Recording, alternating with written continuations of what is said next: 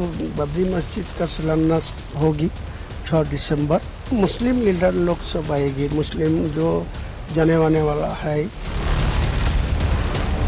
हुमायूं कबीर जैसे लोग जिनके पीछे ममता बनर्जी का पूरा सपोर्ट है, ऐसे लोग हिंदुओं को डराने के लिए, धमकाने के लिए कोशिश कर रही है।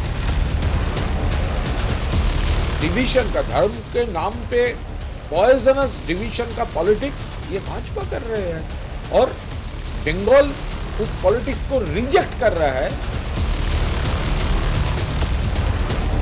मस्जिद बनाइए, वो बाबरी मस्जिद ही बनानी चाहिए, ऐसा क्या है? मैं उसके विरोध में। ये जो सवाल खत्म हो गया है ना, वो जानबूझ के उखाड़ने का वोट के लिए, ये बिल्कुल गलत बात है। माँ भारती के पुण्य धरा पर किसी भी प्रकार का बाबरी नाम का कोई स्ट्रक्चर हम नहीं बनने देंगे।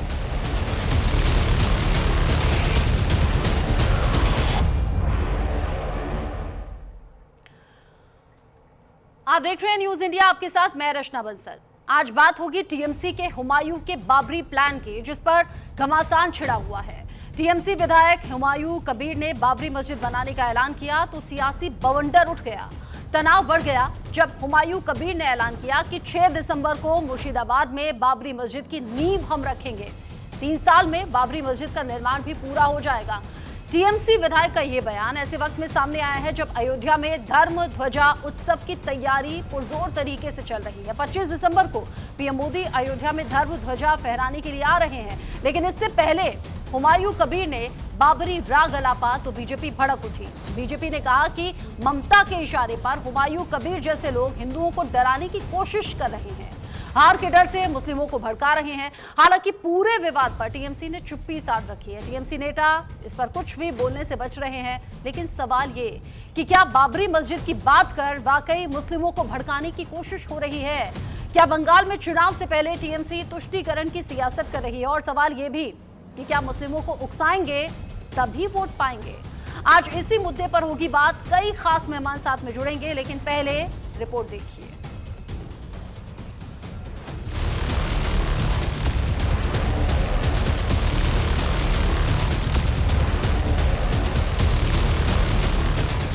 राम की नगरी में जब धर्म ध्वजा फहराने की तैयारी हो रही थी, अयोध्या नगरी दुल्हन की तरह सज संवर रही थी, तभी पश्चिम बंगाल में ममता बनर्जी की पार्टी के विधायक हुमायूं कबीर ने 6 दिसंबर को मुर्शिदाबाद में बाबरी मस्जिद की नींव रखने का ऐलान कर नई बहस छेड़ दी। बाबरी मस्जिद का शिलान्यास होगी 6 दिसंबर। स्टेट का मेरा नेता सब लोग को संहति दिवस भी उद्यापन होगी। मैं वहाँ का बेलडंगा में एक बाबरी मस्जिद 3 साल के लिए काम चलेगी। टीएमसी विधायक के बाबरी प्लान ने सियासी गलियारे का तापमान चढ़ा दिया। बाबरी मस्जिद बनाने के ऐलान पर सियासी बवाल बढ़ने लगा और सवाल खड़े होने लगे कि क्या मुस्लिम वोट बैंक के लिए टीएमसी विधायक ने बाबरी मस्जिद बनाने का ऐलान किया? क्या हार का डर इसीलिए टीएमसी विधायक को याद आया बाबर? क्या बाबरी का बहाना है वोट बैंक बचाना है? क्या हुमायूं कबीर बाबरी की बात कर भड़काने की कोशिश कर रहे हैं? क्या हार के डर से तुष्टीकरण की सियासत कर रहे हैं? इन सवालों के बीच सियासी तपिश बढ़ने लगी। हुमायूं कबीर के बयान पर बीजेपी भड़क उठी। टीएमसी पर मुस्लिम तुष्टीकरण की सियासत करने का आरोप मढ़ने लगी। केंद्रीय मंत्री सुकांत मजूमदार ने दो टूक कहा कि हुमायूं कबीर जैसे लोग हिंदुओं को डराने और धमकाने की कोशिश कर रहे हैं और ये सब कुछ ममता बनर्जी के इशारे पर हो रहा है। देखिए, इस मैसेज से, इसको एक मैसेज की तरह बंगाल के हिंदुओं को समझना चाहिए कि कैसे हुमायूं कबीर जैसे लोग जिनके पीछे ममता बनर्जी का पूरा सपोर्ट है, ऐसे लोग हिंदुओं को डराने के लिए, धमकाने के लिए कोशिश कर रही है और बंगाल की जो एक सौहार्द की वातावरण है, उस वातावरण को ध्वंस करने के लिए, नष्ट करने के लिए वो तैयारी कर रहे हैं। बीजेपी ने सीधा हमला ममता बनर्जी पर किया, टीएमसी की मंशा को सवालों के कटघरे में खड़ा किया। इधर अयोध्या के संत समाज ने भी टीएमसी के खिलाफ हल्ला बोल दिया। टीएमसी विधायक हुमायूं कबीर ने बाबरी मस्जिद बनाने की बात कही तो संतों का आक्रोश बढ़ गया। टीएमसी के लोगों से कहना चाहता हूं कि अब बाबरी मस्जिद भारत के किसी कोने में नहीं बनेगी। यदि तुमको बाबरी मस्जिद बनाना है तो चले जाओ दुनिया के किसी देश में। तुष्टीकरण के विपक्षी जो राजनीति करना चाह रहा है, वोट बैंक की जो ओछी राजनीति करना चाह रहा है, संपूर्ण देश के हिंदू जनमानस यह जो है स्मरण कर चुका है कि देश में किसी बर्बर आक्रांताओं को पालित पोषित करने वाले का नामो निशान मिटाने का काम किया जाएगा। ये भड़काऊ भाषण देके हिंदू मुस्लिम सौहार्द खत्म करना चाहते हैं और कट्टर पंथ को बढ़ावा देने की परंपरा है उस पर ये काम कर रहे हैं। बाबर के नाम पर बवाल बढ़ने लगा। बीजेपी के साथ ही संतों ने भी टीएमसी पर हमला तेज कर दिया। हालांकि टीएमसी ने हुमायूं कबीर के बयान पर कुछ भी बोलने से इनकार कर दिया, लेकिन इन सब के बीच कांग्रेस ने टीएमसी को नसीहत दी कि नफरत की सियासत ना करे। देखिए, ये लोग कहीं ना कहीं जो भी सांप्रदायिक बात करते हैं, चाहे वो इधर से करें चाहे वो उधर से करें, वो नफरत की बात हमेशा नुकसान देगी। और मुसलमान को समझना चाहिए कि नफरत का नुकसान सबसे ज्यादा मुसलमान झेलता है। ये मुसलमान को समझ में आना चाहिए। बाबर के नाम पर उठे सियासी बवंडर के बीच अब सवाल है कि क्या बाबरी मस्जिद की बात कर नफरत फैलाने की कोशिश हो रही है? क्या बंगाल में चुनाव है इसीलिए बाबर वाला दाव चला जा रहा है? क्या मुस्लिम वोट बैंक के लिए बाबरी मस्जिद बनाने का ऐलान हो रहा है? और सवाल ये भी है कि क्या तुष्टीकरण की सियासत से टीएमसी का बंगाल प्लान बन रहा है? आशीष तिवारी, न्यूज़ इंडिया। इस पर बात करने के लिए मेरे साथ में खास मेहमानों का पैनल जुड़ गया है जिनसे हम बात करेंगे। सौरभ सिकदर मेरे साथ में हैं, बीजेपी प्रवक्ता के तौर पर। साबिर अली मेरे साथ में जुड़ गए हैं, टीएमसी के नेता। Doctor HS. रावत हिंदू धर्म गुरु के तौर पर मेरे साथ में जुड़े हैं। इस्लामिक स्कॉलर के तौर पर हाजी नाजिम खान मेरे साथ में है और राजनीतिक विश्लेषक के तौर पर मौमिता चक्रवर्ती मेरे साथ में जुड़ गई हैं। आप सभी का न्यूज़ इंडिया पर बहुत स्वागत। जिस तरीके से टीएमसी के नेता ने ये बयान दिया है, अब इसको लेकर बवाल चौतरफा देखने को मिल रहा है। तो सबसे पहले टीएमसी के नेता से ही सवाल कर लेती हूँ। साबिर अली जी, बार बार टीएमसी पर तुष्टीकरण का आरोप लगता है, मुस्लिम वोट बैंक को अपनी तरफ करने के लिए उलझुल बयान देने का आरोप लगता है। क्या जरूरत थी इस तरह का बयान देने की? सबसे पहली बात, जो आपने जो झूठा आरोप लगाया, ये आप लोगों का बनाया हुआ प्रोपेगेंडा है, तुष्टीकरण का राजनीति। तृणमूल कांग्रेस ममता बनर्जी कभी कोई तुष्टीकरण का राजनीति नहीं करता है। आप लोग, जब हम लोग जगन्नाथ का मंदिर बनाते हैं, इतना ये आप लोग में आप किसको एक मिनट जगन्नाथ का मंदिर किसके पैसों में हुआ था? लोगों की टैक्स पेइंग मनी में मंदिर बनाने का यहाँ लिखा है संविधान में। अरे एक सेकंड मौमिता जी, एक सेकंड। साबिर अली जी, मैं पूछ रही हूँ साबिर अली जी, एक सेकंड। आप कह रहे हैं आप लोग आप इसे किसे कह रहे हैं? बीजेपी ने जो आरोप लगाए वो मैंने आपके सामने रख दिए। अगर आप सवाल उठाते तो मैं आपको कह रहा हूँ। अरे बीजेपी के आरोप मैंने आपके सामने रख दिए। दोनों तुष्टीकरण की बात कर रहा, मेरा सवाल जवाब उनको है, चाहे वो विरोधी हो, चाहे मीडिया हो, चाहे जो लोग हमारे आरोप लगा रहे हैं उन पर जवाब दे रहा हूँ। जवाब दीजिए। क्योंकि दिन रात एक प्रोपेगेंडा लगाया हुआ है कि ममता बनर्जी तुष्टीकरण का राजनीति कर रहा है। बंगाल में सबसे बड़ा दुर्गा पूजा, हिंदुस्तान का क्या विश्व का सबसे बड़ा अगर कोई इवेंट है दुर्गा पूजा, इसका कार्निवल जिसको यूनेस्को अवार्ड देता है, जिसको यूनेस्को सम्मान देता है, उसको आप लोग नहीं देखते हैं। 5 दिन में जब क्रिसमस का कार्निवल होता है, 7 दिन तक जो क्रिसमस कार्निवल बनता है, उसको आप लोग नहीं देखते हैं। सिर्फ आप लोग झूठा इल्जाम लगाते हैं। भारतीय जनता पार्टी या ऑपोजिशन जो कहता है कि तुष्टीकरण की राजनीति, हम लोग का कहना यही है कि हम लोग हर नागरिक का डेवलप करते हैं, हर धर्म को हम लोग सम्मान करते हैं, हर धर्म को लेकर चलने की कोशिश करते हैं। हाँ। हम लोग यहाँ सांप्रदायिक संप्रति जो लोग नष्ट करने की कोशिश कर रहा है, उनके खिलाफ हम लोग का लड़ाई है, हम लोग लड़ाई रहेगी। मैंने ये पूछा आपसे पश्चिम बंगाल में सबसे बड़ा दुर्गा पूजा पंडाल लगता है, ये हम दिखाते हैं। अलग अलग मंदिरों में ममता बनर्जी जाती हैं या वहां लोग इकट्ठा होते हैं, वो हम दिखाते हैं। मैंने आपसे पूछा इस टाइम पर बाबरी मस्जिद का निर्माण कराने के बयान की जरूरत क्या थी? बाबरी मस्जिद का जो निर्माण कर रहा है, क्या वो ममता बनर्जी या तृणमूल कांग्रेस पार्टी का ऑफिशियल पेज से या कहीं से छूटा है बयान? आप लोग जिसको पूरा कर दे रहे कि अगर कोई मस्जिद बनाना चाहते हैं, इंडिविजुअल अगर कोई बना रहा है, कोई ऑर्गेनाइजेशन के नाम से बना रहा, तो उनका व्यक्तिगत मामला है। अच्छा। इससे पार्टी या सरकार का क्या मामला है? और जिस व्यक्ति ने जो घोषणा किया है, कुछ दिन पहले उस व्यक्ति ने ऐलान भी कर दिया था कि वो तृणमूल कांग्रेस छोड़ रहा है, अपना नया पार्टी बना रहा है, वो उनका व्यक्तिगत मामला है। वो व्यक्तिगत रूप से क्या कर रहा है, नहीं कर रहा, उसका जिम्मेदार तो पार्टी या सरकार नहीं है ना। कोई अगर व्यक्तिगत रूप में मस्जिद बनाना चाहता है, कोई विक्टोरिया बनाना चाहता है, कोई ताजमहल बनाना चाहे, तो उसका जिसके पास पैसा है बनाएगा, उससे सरकार या संगठन का क्या लेना है? और वो तो पहले ही डिक्लेयर कर दिया कुछ दिन पहले कि मैं पार्टी से नहीं हूँ, मैं पार्टी छोड़ रहा हूँ, मैं नया पार्टी बना रहा हूँ, तो उनका निजी मामला है। ठीक है, आप कह रहे हैं, ठीक है, हुमायूं कबीर ने जो कहा, आप कह रहे हैं ये उनका निजी मामला है, और आप कह रहे हैं टीएमसी की तरफ से कोई ऑफिशियल बयान इसको लेकर नहीं सामने आया है। हालांकि इससे पहले भी जब टीएमसी के नेता ऐसा बोलते रहे हैं, तो जो उनके प्रवक्ता जुड़ते हैं वो इस तरीके से ही अपनी बात कहते हैं। सौरभ सिकदर जी, ये बयान गैर जरूरी है क्या, और अगर ये दिया गया तो इसका मतलब क्या है? ये बयान दिया गया नहीं, ये बयान दिलवाया गया है। किसने दिलवाया? आपको थोड़ा सा इसका पीछे जाना पड़ेगा।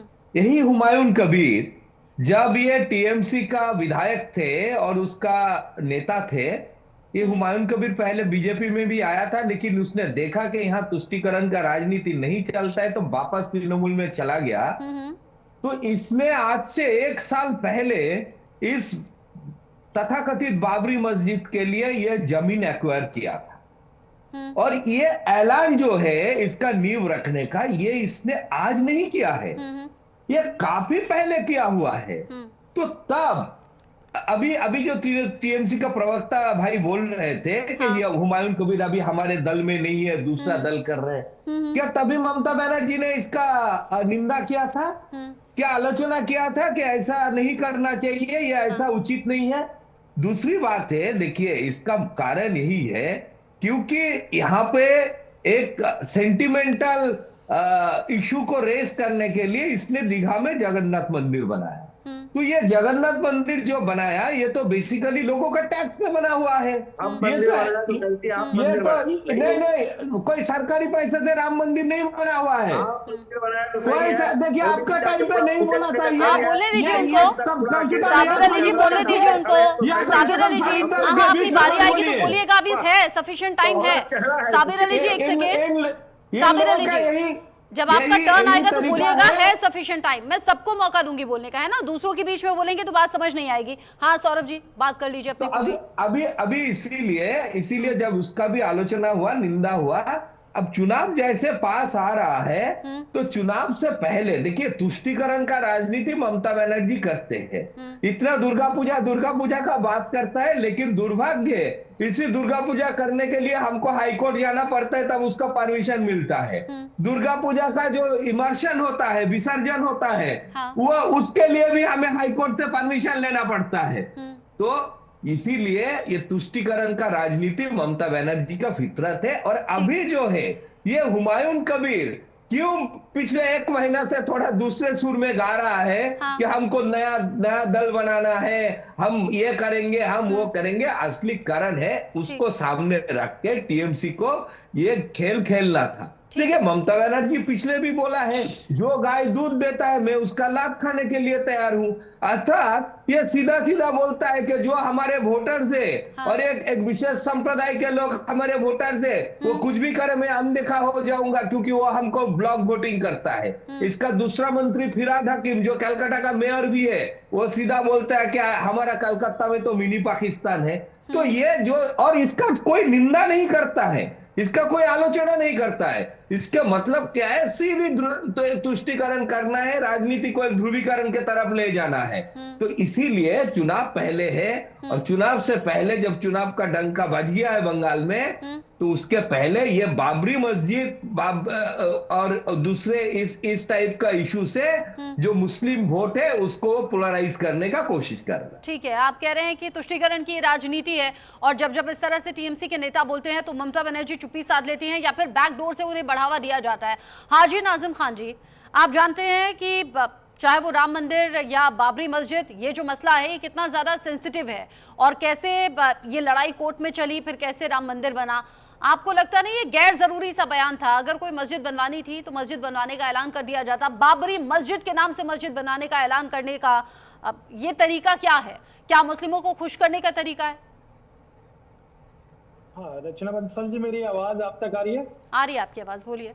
हाँ रचना जी, देखिए, जब बाबरी मस्जिद का जब फैसला सुप्रीम कोर्ट की तरफ से आया था तो हम सभी लोगों ने उसका सुप्रीम कोर्ट के फैसले का स्वागत किया था, खैर मकदम किया था। लेकिन यहाँ पर हुमायूं कबीर का मामला जो है या मस्जिद को लेकर है, तो देखिए मस्जिद तो आदमी कहीं भी बना सकता है, पूरे भाई अपने पैसे की मस्जिद बनाए या अपने पैसे का मंदिर बनाए तो भारत के अंदर कहीं भी बना सकता है। लेकिन यहाँ पर बाबरी नाम जो आ रहा है, तो मैं ये कहना चाहता हूँ कि रजिस्ट्रेशन प्रक्रिया होने चाहिए देश के अंदर। कोई भी धार्मिक स्थल बनता है उसका नाम का रजिस्ट्रेशन होना चाहिए।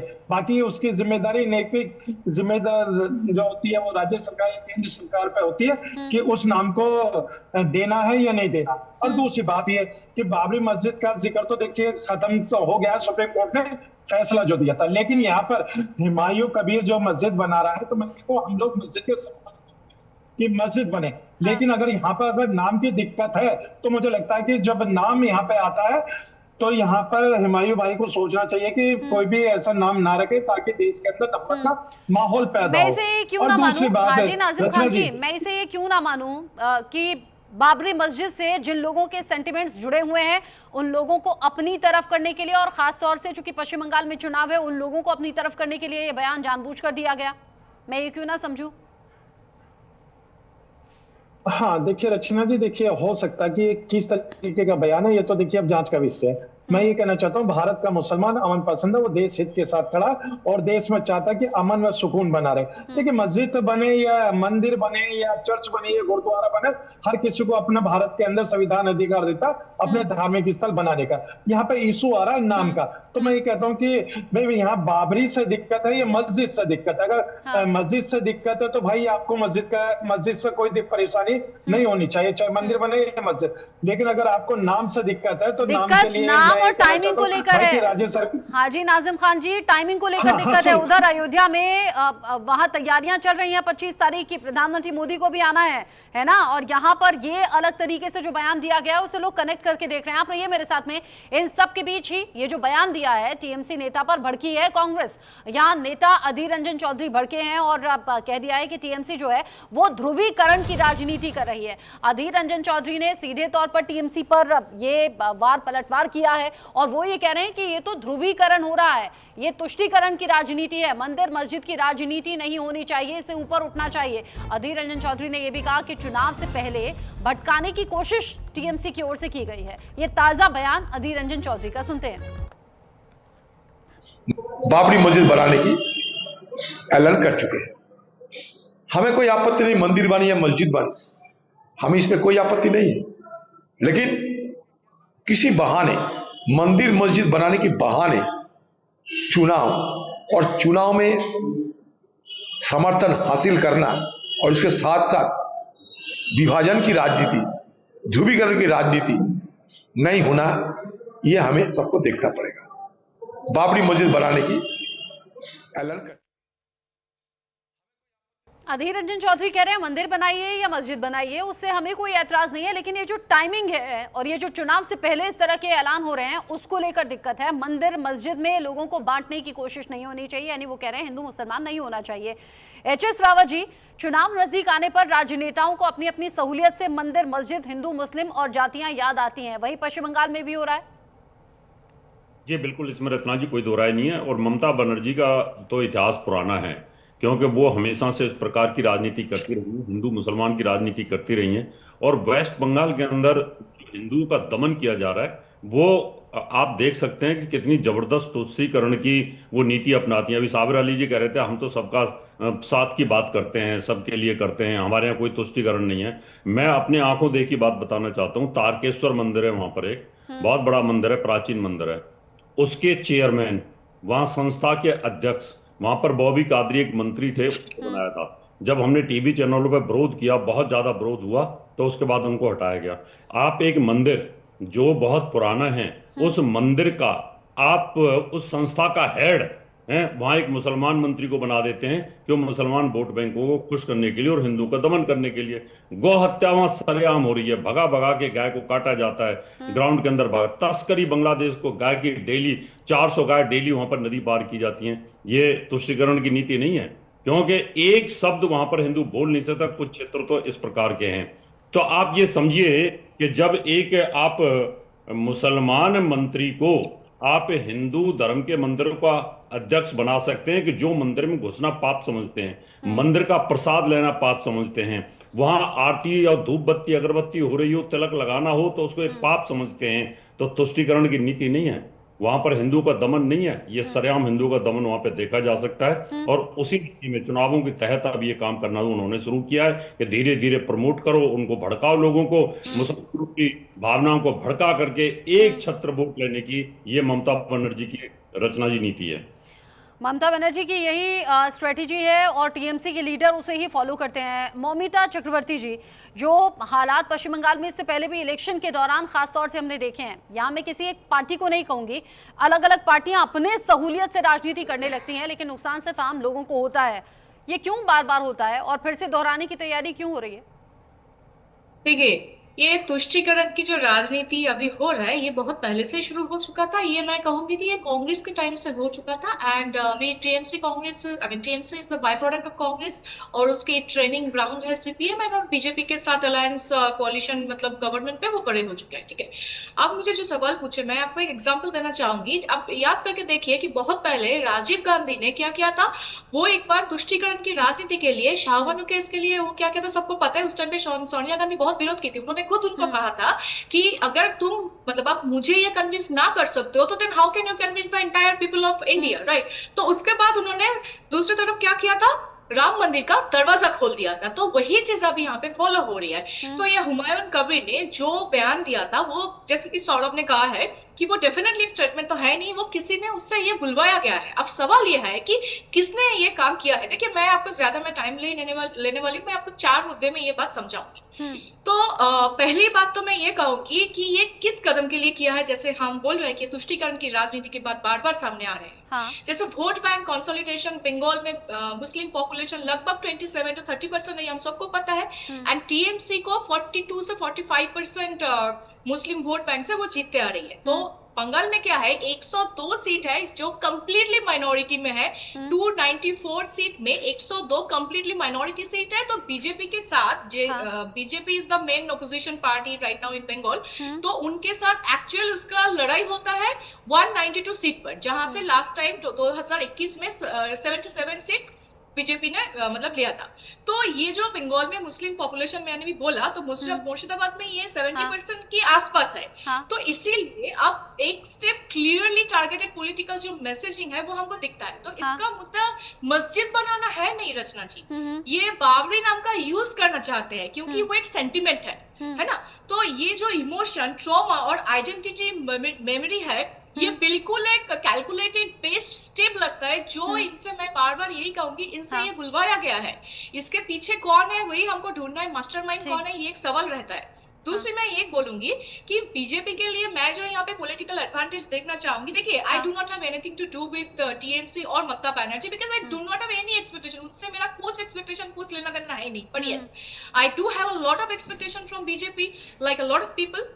तो मैं ये कहूंगी कि ये जो अभी यहाँ पे हुमायूं कबीर ने जो कहा है, तो बीजेपी अगर ये इस नैरेटिव को यूज कर सकता है तो ये उनका उसके लिए ज्यादा एडवांटेज होगा, क्योंकि बीजेपी ये नैरेटिव्स बिल्ड डेफिनेटली कर सकती है कि टीएमसी मुस्लिम वोट बैंक के लिए कुछ भी कर सकती है। ये नैरेटिव सिर्फ बीजेपी नहीं, ये हम मतलब सबको अभी ये दिमाग में हालांकि चुनाव के दौरान हर पार्टी सब कुछ कर सकती है अपने फायदे के लिए, अपने हित के लिए, और वो आम लोगों को कैसे पिसना पड़ा या फिर लोगों की जान कैसे गई वो भी हमने देखा लास्ट टाइम जिस तरीके से पश्चिम बंगाल में विधानसभा चुनाव हुए। आप सभी मेरे साथ में रहिएगा, चूंकि आपने कह दिया, हालांकि आप राजनीतिक विश्लेषक के तौर पर जुड़ी, मुझे लगा कि आप न्यूट्रल बात करेंगे। आपने कह दिया ममता बनर्जी या टीएमसी से कोई उम्मीद नहीं है, बीजेपी से उम्मीद है, इसलिए आप ये बातें कह रही हैं। लेकिन इस बयान को लेकर, जिसको लेकर हम यहाँ डिस्कशन कर रहे हैं, कांग्रेस ने कह दिया कि हिंदू मुस्लिम की राजनीति हो रही है, समाजवादी पार्टी के नेता ने क्या कुछ कहा, ये बताएंगे एक छोटे से ब्रेक के बाद। आप सभी मेरे साथ में रहिएगा, कहीं मत जाइएगा।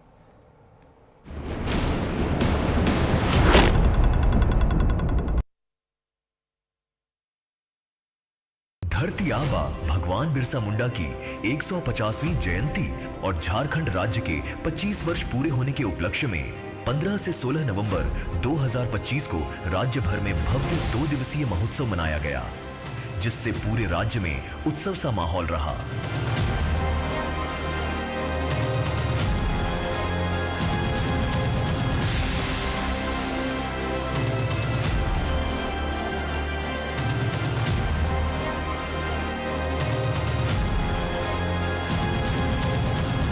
इस महोत्सव में पूरे राज्य में खुशी और उमंग की लहर दिखाई दी। आज ये 25 साल का उत्सव जरूर है, लेकिन मेरा ये मानना है कि 25 साल नहीं, अगला 25 साल 2050 में ये झारखंड प्रदेश कैसा होगा, उसकी परिकल्पना हम कर रहे हैं।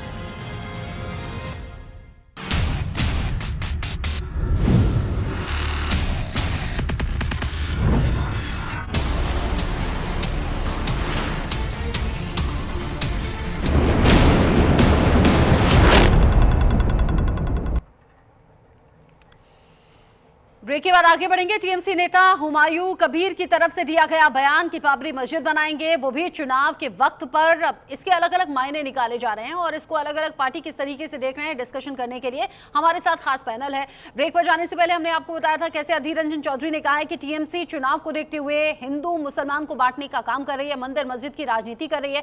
इस पूरे मुद्दे पर समाजवादी पार्टी के नेता किरण में नंदा ने हुमायूं कबीर का बचाव किया है। वो कह रहे हैं हुमायूं के बाबरी मस्जिद वाले बयान पर, कह रहे हैं कि ठीक ही तो कहा, ऐलान पर बोले हैं, ये कह रहे हैं बाबरी मस्जिद हमारा इतिहास था।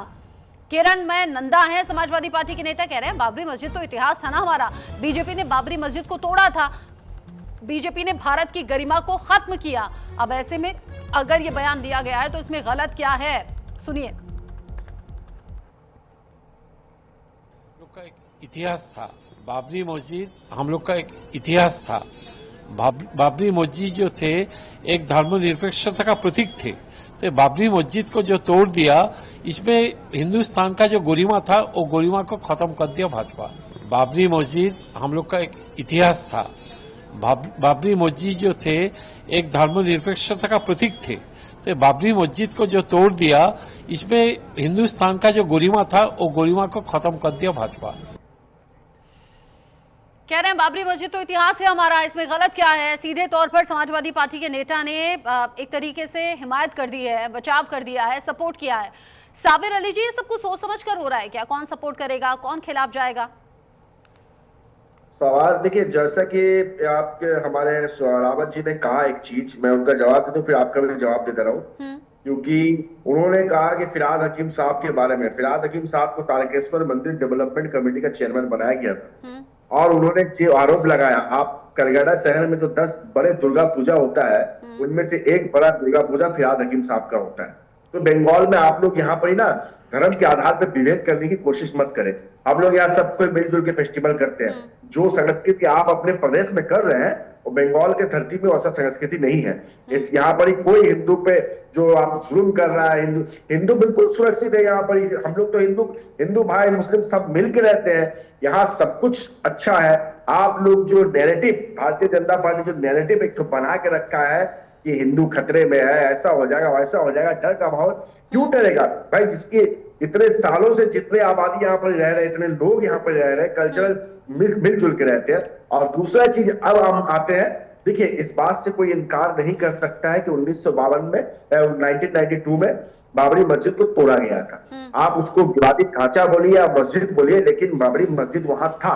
और जब सुप्रीम कोर्ट ने वहां पर ही राय दिया तो वो मंदिर को भी जैसे जगह दिया तो बाबरी मस्जिद कमेटी को भी जगह दिया मस्जिद बनाने के लिए, 5 एकड़ कहीं दिया, तो वहां तो बाबरी मस्जिद बनना ही था जो एकड़ कोर्ट ने जगह दिया।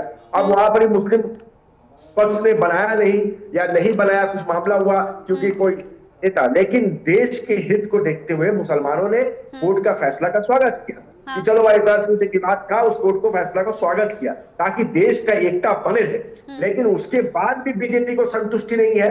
पहले प्रॉब्लम था कि राम जन्मभूमि का मंदिर तोड़ के मस्जिद बनाया गया, अब उनको प्रॉब्लम बाबर का नाम से हो गया, अब इसके बाद इतिहास में अकबर का मुगलों का नाम से प्रॉब्लम हो गया। लेकिन आज तक कभी कोई बीजेपी पार्टी को अंग्रेजों के खिलाफ हमने बोलते हुए नहीं देखा। जो अंग्रेज 200 साल तक हिंदुस्तान को मारा, पीटा, काटा, देश के कितने शहीद को मारा, कितने आजादी लड़ने के लिए जो लोग लड़े उन लोगों को मारा, उसके खिलाफ कभी भारतीय जनता पार्टी नहीं बोलता। क्यों नहीं बोलता है? क्योंकि ये लोग बीजेपी जो थे इनके जो आर पार जो संगठन है, ये लोग मुखबिर थे अंग्रेज का, इसीलिए अंग्रेज का उन लोग ताबेदारी करता है। लेकिन इन लोग का इतिहास शुरू होता है क्योंकि इनके पास डेवलप की बात नहीं है, इनके पास विकास की बात नहीं है, देश को किस जगह ले जाना है उनके पास बात नहीं है, उनके पास नहीं। एक ही मुद्दा है हिंदू मुस्लिम। अरे देश में अगर जितने राज्य हैं, अगर जम्मू कश्मीर को छोड़ के हर प्रदेश में हिंदू चीफ मिनिस्टर है। आज देश के जो मुख्य मंत्रालय है, सेंट्रल मिनिस्टर, एक भी मुसलमान कैबिनेट मिनिस्टर नहीं है, फिर भी वो कहते हैं कि हिंदू खतरे में है, मुसलमान से डरे हुए। किस बेसिस पे कह रहे? मजाक क्यों कर रहे हैं आप लोग देश के सामने? झूठे आरोप लगाकर से हिंदू मुस्लिम कर रहे। मुसलमान भी इस देश में सुरक्षित है, हिंदू भी इस देश सुरक्षित है, पर सुरक्षित कोई नहीं है तो भारतीय जनता पार्टी का सियासत सुरक्षित नहीं है। हर जगह जो धर्म के आधार पे नफरत बोलने की कोशिश करता है, ममता बनर्जी इस नफरत के खिलाफ मुझे तो सारी पार्टी एक जैसी लगती है, मुझे तो सारी पार्टी एक जैसी लगती है। चुनाव के वक्त में ये फायदे अपने ज्यादा टटोलने लगते हैं और ये हर नेता हर पार्टी के साथ में हो रहा है। मतलब की राजनीति, बांटने की राजनीति, हिंदू मुस्लिम की राजनीति, जाति की राजनीति, बिहार में भी अभी देखा ही हमने। लेकिन फिर भी जो आपने सवाल उठाए हैं उनका जवाब सौरभ सिकदर जी से ले लेते हैं। सौरभ जी कुछ कहेंगे? नहीं, देखिए, जहां पे हिंदू खतरे में है वहां तो खतरे के बात किया ही जाएगा ना। जहां का मुख्यमंत्री खुद खड़ा होके तुष्टीकरण का इंगित देता है, जहां के सारे कैबिनेट मिनिस्टर खड़ा होके उस्काता है कि हमारे यहाँ जो है इसका मतलब क्या मैं ये समझूं, बीजेपी शासित राज्यों में जहां पर हिंदुओं की संख्या, और ये तो है ही ना, हर जगह अल्पसंख्यकों की संख्या कम है, तो क्या वहां हिंदू सुरक्षित हैं और जो अल्पसंख्यक हैं वो असुरक्षित हैं क्या? बिल्कुल ही नहीं। आप बताइए कौन सी बीजेपी शासित राष्ट्र में वहां का मुख्यमंत्री खड़ा होके ऐसे तुष्टीकरण का राजनीति सीधे सीधे किया? अभी जो बात हो रहा था, टीएमसी का प्रवक्ता बता रहे थे कि यहाँ का फिराद हाकिम जी बड़ा दुर्गा पूजा करता है। उसी जहां दुर्गा पूजा करते हैं उसके आधी जमीन में पहले उसने मस्जिद बनाया, उसके बाद वहां पे दुर्गा पूजा करते हैं। ये शायद उसको भी पता है। लेकिन देखिए, बात यहाँ मस्जिद या मंदिर बनाने का है ही नहीं, बात यहाँ पे है अब क्यों याद आया। असल में देखिए, बंगाल में जो चुनाव होने जाने वाला है, तो इस चुनाव में जो टीएमसी का विदाई का घंटा है वो बज गया है, विदाई का घंटी बज गया है। इसीलिए देखिए, एक स्टेट का इतने दिन का acting chief minister election commission को चिट्ठी लिख के बोलता है कि आप एसआईआर को रद्द कीजिए, स्थगित कीजिए। अगर आपको इतना डर है तो ये सीधा देख रहा है कि हमारा देखिए 22 लाख का फासला था पिछले बार हमारे साथ टीएमसी का वोटों में, और खाली बिहार में 60 लाख से ज्यादा वोट बात चला गया था लिस्ट से।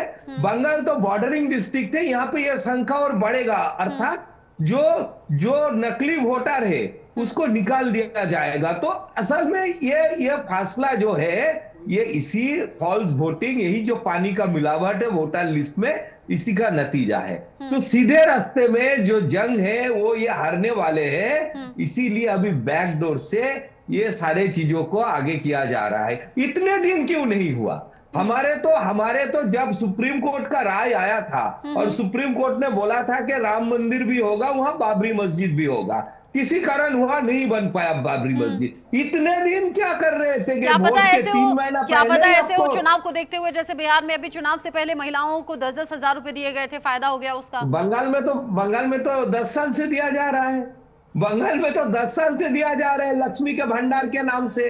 बंगाल में सारे क्लब को दिया जा रहा है, सारे जो मेला करने के लिए मैं कह रही हूँ चुनाव से पहले ये जो बयान दिया गया, देने में किसी को दिक्कत नहीं है, लेकिन ये हम लोगों का टैक्स पे जिस तरीके से चुनाव से पहले 10 हजार रुपए महिलाओं को दिया गया, उसका फायदा बिहार में हो गया। क्या पता इसी तरीके से टीएमसी भी ये कोशिश कर रही हो कि मस्जिद के नाम का बयान दे देते हैं, फायदा हो जाएगा? मैंने ये पूछा आपसे।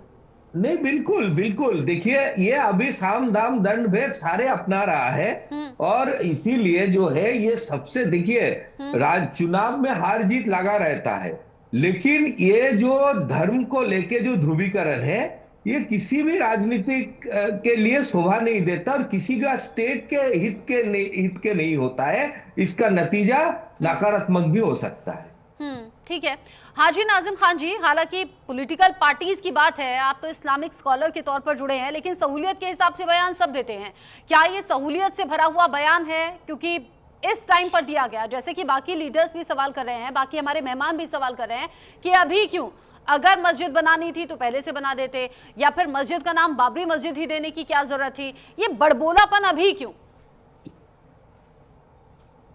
हाँ रचना जी, देखिए मैं तो ये कहना चाहता हूँ कि मुल्क संविधान से चलता है और भाई देखिए संविधान के अंदर हर किसी को अपना अपना फंडामेंटल राइट है। भाई ये कोई डिसाइड नहीं करेगा कौन सी तारीख को कौन क्या मुहूर्त कर रहा है, और ये तो देश है, देश के अंदर सबकी अभिव्यक्ता की आ जाती है। लेकिन 6 दिसंबर का जो इशू है, 6 दिसंबर का इशू वाली बात नहीं कर रहे हम लोग। तो उसको आपको पता ही हो कि 6 दिसंबर 1992 में बाबरी मस्जिद को किस तरीके से शहीद कर दिया गया था, ये पूरे भारत के अंदर देखा गया था और ये वो छुप नहीं सकता किसी भी चीज से। और रही बात ये कि जिस तरीके से हुमायूं जी ने मस्जिद की बात करी है, तो देखिए हम लोग मस्जिद के समर्थन में है कि वहां मस्जिद बने, या कहीं पे भी कोई भी अपनी जमीन खरीदता है तो मस्जिद बनाए, किसी को कोई आपत्ति नहीं होनी चाहिए। लेकिन यहाँ पर टाइमिंग और नाम के ऊपर है, तो मैं ये कहना चाहता हूँ कि भाई देखिए, अगर आपको दिक्कत है कि ये मस्जिद का नाम बाबरी रख रहे तो भाई अभी तक आप क्यों खामोश है? आप इनके खिलाफ एक्शन ले लीजिए। या 6 दिसंबर की जो बात आती है तो इसका मतलब ये है कि केंद्र सरकार और राज्य सरकार की नैतिक जिम्मेदारी की इस तारीख को ऐसा कोई भी कार्यक्रम ना करने दे। लेकिन यहाँ पर सिर्फ और सिर्फ लोग अब कनेक्ट कर रहे हैं ना, अयोध्या में धर्म ध्वजा जो फहराया जाना है, प्रधानमंत्री मोदी को आना है, वहां बड़ा कार्यक्रम होना है, उससे पहले यहाँ पश्चिम बंगाल में दिया गया बयान। अब लोग कनेक्ट भी कर रहे हैं कि ये सब कुछ जानबूझकर हो रहा है कि उधर राम मंदिर की बात है तो इधर बाबरी मस्जिद की बात कर दी जाए। आप सभी रहिएगा। इन सब के बीच ही मौलाना उमर इलियासी ने हुमायूं कबीर की मंशा पर सवाल उठा दिए हैं। वो कह रहे हैं कि देश का माहौल खराब करने की ये साजिश है। मौलाना इलियासी कह रहे हैं कि देश का माहौल खराब करने की, प्रभावित करने की ये साजिश है। मुझे बांग्लादेश से साजिश की बू आ रही है, ये तो बहुत बड़ी बात है। वो कह रहे हैं बांग्लादेश का कनेक्शन इससे हो सकता है। हुमायूं कबीर की जांच होनी चाहिए। मौलाना इलियासी ने बड़ी बात कही है, कहा है कि ममता बनर्जी को मामले का संज्ञान लेना चाहिए और इस पूरे मामले की जांच होनी चाहिए। बांग्लादेश से साजिश की बू आ रही है। मस्जिद की बुनियाद बाबरी मस्जिद के नाम से करना चाहते हैं, तो मुझे लग रहा है कि देश के माहौल को दोबारा खराब करने की कहीं ना कहीं कोई साजिश है। ये जांच का विषय है। चूंकि बांग्लादेश बिल्कुल बगल में है, कहीं ना कहीं मुझे ये बू बांग्लादेश से आ रही है, तो ये जांच का विषय है और उस पर जांच जरूर होनी चाहिए। जहां तक टीएमसी की बात है, वो टीएमसी के एमएलए हैं और ममता बनर्जी चीफ मिनिस्टर हैं, तो ममता बनर्जी को उस पर संज्ञान लेना चाहिए। और फिर भी वो उसकी संगे बुनियाद रखना चाहते हैं, तो क्या ममता बनर्जी उस मस्जिद में नमाज पढ़ेंगी? ये बहुत बड़ी बात कह रही है कि साजिश कोई हो सकती है और बांग्लादेश से इसकी बू आ रही है। आगे एचएस रावत जी का मैं रुख करूं, लेकिन उससे पहले साबिर अली जी, आप ही का रुख कर लूं मैं पहले, क्योंकि पश्चिम बंगाल में टीएमसी की सरकार है। मौलाना इलियासी अगर ये बात कह रहे हैं कि बांग्लादेश से साजिश की बू आ रही है, जांच होनी चाहिए, तो ये तो बड़ी गंभीर बात है। मौलाना इलियासी साहब बीजेपी को खुश करने का बयान देते हैं, और जब भी कोई भी बयान देते हैं वो बीजेपी का प्रो मौलाना साहब है, और उनका बात सुनिए, बोला ममता बनर्जी जाके नमाज पढ़ेगी। ममता बनर्जी क्यों नमाज पढ़ेगी मस्जिद में? वो हिंदू धर्म से बिलोंग करती है, वो मस्जिद में नमाज क्यों पढ़ेगा? एकदम पढ़े लिखे मौलाना होके इस तरीके का बयान देना, बात करना, दलाली का ठट्टी पे पहुंच जाना। अब उनका बयान है, क्या बांग्लादेश से क्या होगा नहीं होगा, तो बांग्लादेश में जाके पूछिए मौलाना साहब। सेंट्रल गवर्नमेंट वहां बैठा हुआ, सेंट्रल हिजाब पहन के अगर रोजा रख सकते हैं तो नमाज पढ़ने में क्या हर्ज है? आप आके नमाज पढ़िएगा, मोदी जी आगे नमाज पढ़ेंगे, बोलिए मोदी जी नमाज पढ़ेंगे, सब नमाज पढ़ेंगे। मोदी जी तो हिजाब नहीं पहनते हैं ना, टोपी नहीं पहनते। धर्म को लेकर इतनी ना छीछा लेदर मत कीजिए आप लोग, धर्म को लेकर इतनी छीछा लेदर अच्छी नहीं लगती। ठीक है, आप दोनों ही शांत रहिए। उधर वो ममता बनर्जी पर सवाल कर रहे हैं, इधर प्रधानमंत्री मोदी पर सवाल करने लगे। रुक जाइए, आप दोनों ही रुक जाइए। एचएस रावत जी, अगर मौलाना इलियासी ये कह रहे हैं बांग्लादेश से साजिश की बू आ रही है, तो ये पहली बार नहीं है जब बांग्लादेश का कनेक्शन सामने आ रहा हो या फिर किसी तरह की साजिश की तरफ इशारा हो। पहले भी हम इस तरह की खबरें सुन चुके हैं। इसमें कोई दो राय नहीं है रचना जी। बांग्लादेश के साथ में बंगाल का जो बॉर्डर मिलता है, अभी साबिर अली साहब जी ने पक्ष तो रख दिया, बड़े प्यार से रख दिया, लेकिन हकीकत इनको पता है। मेरी आंखों देखा हाल बता रहा हूं मैं, कोई यहाँ ऐसे नहीं बोल रहा टीवी के ऊपर, मैंने अपनी आंखों से देखा है। वहां रोज के 300 से 400 गाय का जत्था वहां से बांग्लादेश को ये लोग एक्सपोर्ट करते हैं वहां पर। और जब मैंने भैया ये बताइए क्या हो रहा है यहाँ पर, तो बोला कि हमें तो फोर्स क्या कर रहा है, जो सेंट्रल गवर्नमेंट कर रहा है बॉर्डर, और मंत्री के आदेश से अगर गाय वहां से तस्करी होकर के बांग्लादेश जा रही हैं और वहां से लोग आ रहे हैं, सरेआम घुसते हैं, घुसपैठ। अच्छा एक बात बताइए ना एच.एस. रावत जी, एक बात बताइए ना, आप कह रहे हैं 300 से 400 गाय रोजाना जा रही हैं, कहां से आ रही हैं इतनी गाय? ये बताएंगे ना, वो तो ये बताएंगे कि कहां से आ रही है। और दूसरा अगर आप कह रहे हैं कि बॉर्डर एरिया पर, एक सेकंड सुन तो जाइए, अगर आप कह रहे हैं बॉर्डर एरिया पर ही आपने खुद देखा कि गाय यहां से वहां जा रही हैं, लोग वहां से यहां आ रहे हैं, इसका मतलब तो आप देश की सुरक्षा पर सवाल उठा रहे हैं। बॉर्डर एरिया पर जो हमारे सिपाही तैनात रहते हैं, आप तो उन पर सवाल उठा रहे हैं, सिक्योरिटी फोर्सेस पर सवाल उठा रहे हैं। तो मैं वेस्ट बंगाल के लोगों पे सवाल उठा रहा हूँ ना। मैंने उनसे पूछा कि भाई ये क्यों हो रहा है, कहते हैं सब नेताओं का इशारा है और यहाँ से डेली यही काम होता है। और कौन नेता का इशारा है? बॉर्डर सुरक्षा किसके हाथों होती है? आप कैसी बात कर रहे हैं? Rawat ji, border central government देखता है। रावत जी जरा जानकारी ले लीजिए। कदम कदम पर सेंट्रल गवर्नमेंट नहीं बैठी है वहां पर, वहां स्टेट का भी शासन है। कदम कदम ना ये गलत बात है। बॉर्डर एरियाज पर बीएसएफ की जो टुकड़ियां होती हैं वो तैनात होती हैं, तो ये चीज अगर कहेंगे भी तो कॉन्ट्रोवर्शियल हो जाएगी, कॉन्ट्रोवर्शियल हो जाएगी। इससे पहले भी जब डेमोग्राफिक चेंजेस को लेकर सवाल उठे हैं अलग अलग राज्य सरकारों के जरिए या फिर अलग अलग पॉलिटिशियंस के जरिए, तब भी सवाल यही हुआ है कि भाई बॉर्डर सिक्योरिटी किसके हाथों में है, फिर सवाल कहां जाएगा और ये किसके इशारे पर, किसके कहने पर हो रहा है, फिर ये तमाम सवाल गोल गोल घूमने लगते हैं। कुछ कहना चाह रहे थे आप हाजी नाजिम जी? हाँ रचना जी, आपने खुद टोक दिया था इनको, रावत जी को, क्योंकि इन्होंने मेरे देश की आर्मी पर जिस तरीके से सवाल निशान उठाया, मुझे इस बात का दुख हुआ, लेकिन आपने इनको सही समय पे आकर टोक दिया। सुन लीजिए रावत जी, आप झूठ बोल रहे हैं।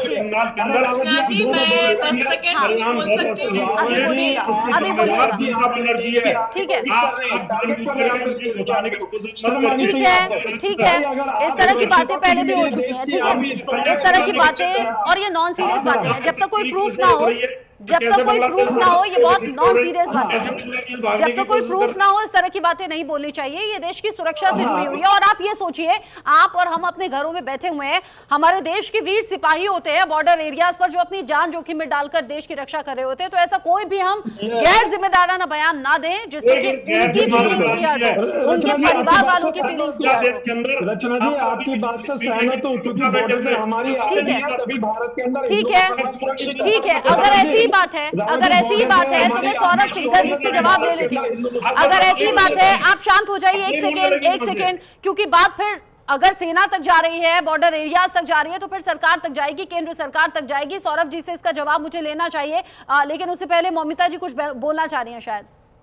जी देखिए, मैं ये हिंदू मुस्लिम ये मुद्दे से मुझे बहुत तन आ रहा है, तो पर एक बात मैं कहना चाहूंगी रचना जी, जैसे कि हम बोलते हैं कि भारत सेक्युलर है, पर एज अ पॉलिटिकल एनालिस्ट कुछ सवाल मेरे मन पे तो अभी डेफिनेटली आया है सेकुलरिज्म लेकर। तो अगर सेकुलरिज्म का मतलब ये है कि स्टेट सब रिलीजन के साथ इक्वलिटी के ये होना चाहिए, राइट, तो फिर मुस्लिम पर्सनल लॉ बोर्ड अब क्यों चल रहा है? अगर कंट्री ट्रूली सेक्युलर है तो सिविल यूनिफॉर्म सिविल कोड 1950 में ही क्यों लागू हुआ था? फिर कांग्रेस ने क्यों नहीं रोका? एक सेकंड मैं अच्छा ओके फाइन। तो और भी एक बात है, जैसे अगर हम सेक्युलर है तो फिर आर्टिकल 29 एंड 30 पे सिर्फ माइनॉरिटीज को क्यों स्पेशल राइट्स दिया जाता है? और very important thing I am telling you, एक गाना है रघुपति राघव राजा राम, उसका ओरिजिनल एक लाइन था सुंदर विग्रह मेघाश्याम, पर गांधी ने उसको परिवर्तन करके रखा था ईश्वर अल्लाह तेरो नाम। चलिए, इससे कुछ प्रॉब्लम नहीं है। अब बात यह है, ईश्वर अल्लाह तेरो नाम आप मंदिर में गनवा सकते हैं, आप कहीं पे भी भारत के मंदिर में गनवा सकते हैं, पर ईश्वर अल्लाह तेरो नाम किसी का औकात है, किसी का गट्स है, ये कोई मस्जिद में बैठ के ईश्वर अल्लाह तेरो नाम गनवा सकते हैं? अगर ऐसा कभी हो सकता है तो मैं एकदम कॉन्फिडेंस के साथ बोल सकती हूँ कि जी इंडिया सेक्युलर है, पर ऐसा नहीं हो रहा है। और अभी टीएमसी के जो प्रवक्ता अभी ममता बनर्जी के बारे में कुछ बात कर रहे थे, तो मैं एक सवाल उनसे ये पूछूंगी कि कुछ महीने पहले जब मुर्शिदाबाद में हिंदू लोग मरे थे, तब उन्होंने ममता दीदी ने क्या किया था, इमाम लोगों के साथ बहुत सारे मीटिंग किया।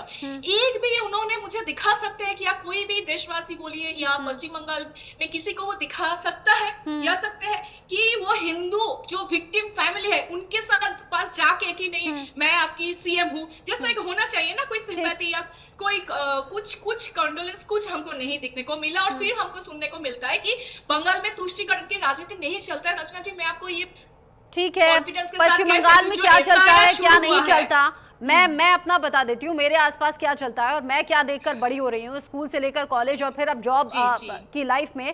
ये जो आपने कहा ना, मंदिर में ऐसा, मस्जिद में वैसा, मेरी बात सुनिएगा। मैं वैष्णो देवी जा रही थी, आप जानती हैं, मेरी कुलीग थी शमा, और उसने मुझे पैसे निकाल कर दिए कि मेरे नाम का भी वहां प्रसाद चढ़ा देना। मुझे बड़ी हैरानी हुई थी, ये फर्स्ट ऐसी घटना हुई थी जब मुझे लगा अच्छा मुस्लिम भी क्या वैष्णो देवी में आस्था मानते हैं, क्या वो वहां प्रसाद चढ़ाना चाहेंगे। और सुनिए, मेरे साथ में रहने वाले जो मुस्लिम कुलीग्स हैं वो बड़ी खुशी से प्रसाद लेते हैं, यूं दोनों हाथ करके। मेरे ऑफिस में सुबह शाम पंडित जी आते हैं पूजा करने के लिए, पूरे ऑफिस के कुलीग्स को वो टीका लगाते हैं, प्रसाद देते हैं, और उसमें मुस्लिम कुलीग्स भी होते हैं। मैंने भेदभाव नहीं देखा, मैंने भेदभाव नहीं देखा, और पढ़े लिखे लोगों में ये भेदभाव नहीं होता और नहीं होना चाहिए। और आप जैसे जो पढ़े लिखे लोग हैं ना, एक सेकेंड, आप जैसे जो पढ़े लिखे लोग हैं, आप जैसे जो पढ़े लिखे लोग हैं, उनकी भी ये जिम्मेदारी बनती है कि अगर ये गैप है तो उस गैप को फिल करें, उस गैप को और ज्यादा चौड़ा ना करें। आपने तो अपनी बात रख दी। उपराष्ट्रपति थे हामिद अंसारी कांग्रेस के समय पर, उन्होंने तिलक लगवाने से मना किया, प्रसाद लेने से मना कर दिया, टीवी चैनल पर 10 दिन तक बहस लगातार होती रही कि ये क्यों ऐसा कर रहे हैं। ये तो सबके लिए सर्वमान्य नेता हैं कि देश के उपराष्ट्रपति को इस तरह की बातें नहीं करनी चाहिए। जब एक देश का पालक का उपराष्ट्रपति अगर इस तरह की बातें कर रहा है तो आप रचना जी, मैं है मेरे पास जवाब इसका, सुनेंगे इसका जवाब दे दूं पहले मैं। एक सेकंड दे दीजिए प्लीज, एक सेकंड, हाँ बोलिएगा, आप अभी बोलिएगा। एचएस रावत जी, मैं बहुत सालों से आपको जानती हूँ और ससम्मान में ही बोलना चाहती हूँ, जो मैंने अपनी लाइफ में देखा और एक्सपीरियंस किया, और जो मुझे लगा, तो मुझे लगा मेरे दर्शकों तक चीजें पहुंचनी चाहिए, मेरे पैनलिस्ट, मेरे मेहमान तक चीजें पहुंचनी चाहिए। और अगर आप किसी स्पेसिफिक पर्सन का जिक्र कर रहे हैं तो ऐसे बहुत से लोग भी तो हैं। मैं मंदिर भी जाती हूँ, मजार भी जाती हूँ, मैं गुरुद्वारे भी जा सकती हूँ, मैं चर्च भी जाती हूँ, मैं हर जगह जाती हूँ। अगर कोई हिंदू मंदिर जाता है तो मैं उसे मजार जाने के लिए प्रेशराइज नहीं कर सकती, है ना। मैं किसी हिंदू को यह नहीं कह सकती कि तुम टोपी पहनो तो तुम मजार पर भी जाओ, वो उसकी अपनी इच्छा है। लेकिन मैं ये कह रही हूँ कि पढ़े लिखे लोग इन गैप्स को फिल कर रहे हैं, दूर कर रहे हैं, जो आज की जनरेशन में और आगे होना चाहिए, ये मेरा कहना था। मोमिता जी बोलिए, क्या कह रही थी आप? जी, मैं जो सर इस्लामिक स्कॉलर है, मैं उनको ये पूछना चाहूंगी, जैसे कि identity wise I belong to a Hindu family, मैं हिंदू हूँ बाय बर्थ। तो बात ये है कि जैसे हमारी हिंदू शास्त्र में या मनु संहिता में हमको मतलब ये हमने पढ़ा है कि कास्ट डिवीजन, जो हम जातिगत विभेद बोलते हैं, तो इसका हम स्ट्रांगली कंडेम करते हैं। पर इस्लाम में जब बोला जाता है कि मूर्ति पूजा हलाल है, जो मूर्ति पूजा करता है उसको मतलब ये सही नहीं है क्या? उसने मतलब इस्लामिक कम्युनिटी में भी कोई बंदा क्या ऐसे ही स्ट्रॉन्ग कॉन्फिडेंस के साथ वो कंडेम करता है? क्योंकि ये जो डिवीजन ये होनी नहीं चाहिए। हर जगह हर रिलीजन अलग अलग जगह में, हर everybody must have that respect to each other religion and all. Okay, so ये कंडेम करना बहुत जरूरी है, जो अभी तक हमने कभी सुना नहीं कि हिंदू जैसा हम बोलते हैं कि नहीं ये कास्ट डिवीजन नहीं होना चाहिए, दैट्स अ बैड थिंग। अगर हो सके तो अगर we can remove that, it can be good, right. But इस्लाम में जैसे मूर्ति पूजा हलाल है, लव जिहाद, इसके बारे में कोई कंडेम कुछ कभी हम नहीं सुनते। और अभी क्या है रचना जी, वेस्ट बंगाल का डेमोग्राफिक चेंजेस जैसे हो रहा है, ये हमको एसआईआर शुरू होने के बाद ही पता चला। लाखों लोग भाग रहे हैं। बांग्लादेश का अभी बॉर्डर की बात हो रही थी, राइट। तो हम मतलब वेस्ट बंगाल क्या है ना, एक रिवर एरिया है, तो जो रिवर एरिया है ना वहाँ पे फेंसिंग करना बहुत ही प्रॉब्लम हो जाता है। एसआईआर अलग इशू है, डेमोग्राफिक बदलाव एग्जांपल दे रही उस पर अलग अलग टाइम पर अलग अलग बार बहस हो चुकी है, ठीक है, इसको छोड़ देते हैं। मेरा के नाम पर जो आपको बांट रहा है उससे बस ये समझ जाइए कि कहीं ना कहीं उसका अपना फायदा है। पढ़े लिखे लोग ये सब नहीं मानते हैं। 4 लोग बांटने वाले मिलेंगे तो 40 लोग मिलाने वाले भी मिलेंगे। Exactly. हाजी नाजिम जी बोलिए, क्या कह रहे हैं आप? हाँ रचना जी, देखिए अभी मोमिता ने कहा कि भी इन मूर्ति पूजा को लेकर, तो मैं इनको बता दूं, लकुम दीनुकुम वलिय दीन। देखिए, आपकी आस्था आपके साथ, मेरा दिन मेरे साथ। तो देखिए, हम लोगों को आपकी आस्था से कोई दिक्कत नहीं, हम आपकी आस्था का पूर्ण रूप से सम्मान करते हैं। लेकिन अगर आप ये कहते हैं कि आप भी मूर्ति पूजा करें, देखिए भी मैंने कहा लकुम दीनुकुम वलिय दीन, यानी कि आप अपनी पूजा पाठ में विश्वास रखते हैं, मैं अपनी इबादत में अपना विश्वास रखता हूँ। तो इससे ना तो आपको परेशानी होनी चाहिए और ना मुझे कोई परेशानी होनी चाहिए। लेकिन एक नैरेटिव जो सेट करा जाता है देश के अंदर कि मुसलमानों को हिंदू भाइयों से नफरत है, ऐसा बिल्कुल गलत है, ऐसा कुछ नहीं है भाई। अगर प्रसाद लेके आएंगे, पहलगाम में कलमा नहीं पढ़ पाए, इसलिए मार दिया गया था भाई साहब। मेरे पास टाइम एक सेकंड, शांत, सब लोग शांत। मैं एक क्विक राउंड में एक सवाल पूछना चाहती हूँ।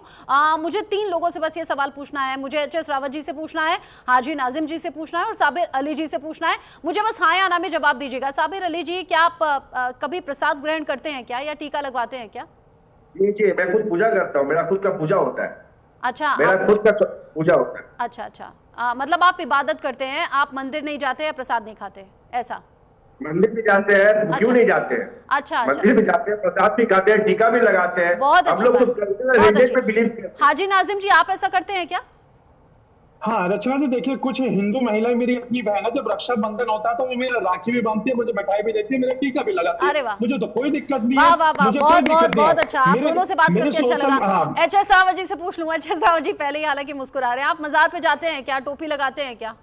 नहीं, मैं कभी नहीं जाता। हाँ, देखिए अब यही साफ हो गया ना। मैंने 3 लोगों को चुना। अच्छा, सौरभ जी से भी पूछ लेती हूँ। सौरभ जी, मजार जाते हैं क्या? नहीं, मजार तो नहीं जाते, लेकिन ईद के दावत में कोई बुलाते हैं अपने भाई जैसे तो जरूर जाते हैं, वहाँ खाना भी खाते हैं। अच्छी बात है। मैं कलमा पढ़ सकती हूँ। Very good, very good, very good. मैं पढ़ के सुनाऊं क्या पहला लाइन? नहीं, ऐसी कोई जरूरत तो नहीं है। कंट्रोवर्शियल तो मैं कुछ नहीं करना चाहती, लेकिन हाँ मुझे अच्छा लगा जब लोग मिलजुल कर रहते हैं, तो मुझे अच्छा लगता है। मुझे सब लोगों को मिलजुल कर ही रहना चाहिए, सब लोगों को मिलजुल कर ही रहना चाहिए। आप सभी मेरे साथ में रहिएगा। TMC पर भड़के हैं यूपी के डिप्टी CM केशव प्रसाद मौर्य। ये अभी का ताजा बयान है। बाबर के नाम पर वो कह रहे हैं एक भी ईंट रखने नहीं दी जाएगी। यानी पश्चिम बंगाल में चुनावी सरगर्मियां अभी से शुरू हो गई हैं। केशव प्रसाद मौर्य कह रहे हैं TMC के लोग घुसपैठियों के संरक्षक हैं। साथ ही साथ वो कह रहे हैं TMC को पश्चिम बंगाल की जनता जवाब देगी वक्त आने पर। वो कह रहे हैं एक भी ईंट रखने नहीं दी जाएगी।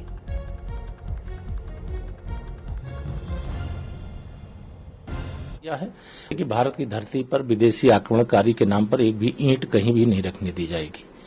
और जो इस प्रकार की बात कर रहे हैं वो घुसपैठियों के सब संरक्षक हैं और घुसपैठियों के खिलाफ पूरे देश में अभियान चल रहा है कि एक भी घुसपैठी भारत में नहीं रहने दिया जाएगा और उनको चुन चुन करके, उनको खोज खोज करके भारत के बाहर निकाला जाएगा। ये कल देश के माननीय गृह मंत्री श्री अमित शाह जी ने ऐलान भी कर दिया है और पूरा देश इसके लिए तैयार भी है। और अब बाबर का नाम इस देश में ले करके अगर ये सोचते हैं कि वो राजनीति करेंगे, तो इसका जवाब पश्चिम बंगाल की जनता 2026 होने वाले विधानसभा चुनाव में तृणमूल कांग्रेस की सरकार को उखाड़ फेंकेगी, वहां से जंगल राज को समाप्त करके। केशव प्रसाद मौर्य कह रहे हैं एक भी ईंट रखने नहीं दी जाएगी। और अब जिस तरह का उनका बयान आया है, जाहिर सी बात है इस पर चुनावी सरगर्मियां बढ़ेंगी ही। हालांकि इससे पहले जो मैंने अपने मेहमानों से सवाल किया वो दिल को काफी हद तक सुकून पहुंचाने वाला था। लेकिन सौरभ सिकदर जी, अगर कोई मस्जिद बनाने की बात हो रही है तो इतना हार्शली बयान क्या देना कि एक भी ईंट नहीं रखने दी जाएगी? नहीं, मस्जिद बनाने के बात हो रहे, ये मस्जिद बनाना और कोई एक उद्देश्य लेके बनाना जो हमारे घुसपैठवाद को बढ़ावा दे, जो हमारा देश के इंटरनल सिक्योरिटी के लिए खतरा हो, जिसके लिए दांगा हो सकते, उसका तो कड़ी विरोध किया जाएगा। लेकिन अगर मस्जिद बनाने से रोका जाएगा, एक भी बिल्कुल नहीं, मस्जिद क्या अगर एक भी ईंट रखने से रोका जाएगा तो क्या दंगे नहीं होंगे? ये बढ़ावा नहीं, मस्जिद बनाने से रोका जाएगा नहीं बोला, उसने बोला बाबर के नाम पे मस्जिद बनाना, अर्थात जिस उद्देश्य लेके ये मुद्दा उठाया जा रहा है उस मुद्दे का विरोध है। मस्जिद बनाए ना, जरूर बनाए मस्जिद बनाने के लिए तो कोई मना नहीं करता पूरे देश में।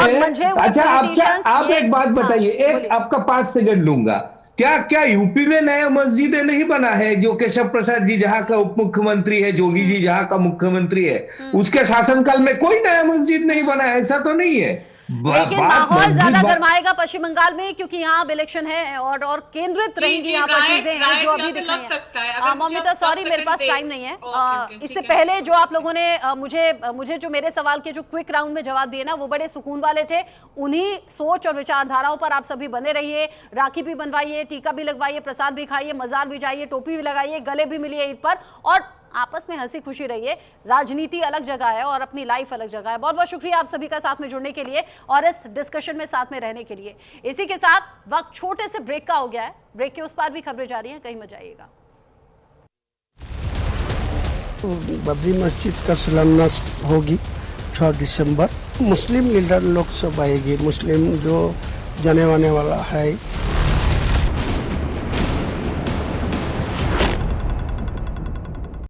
धरती आबा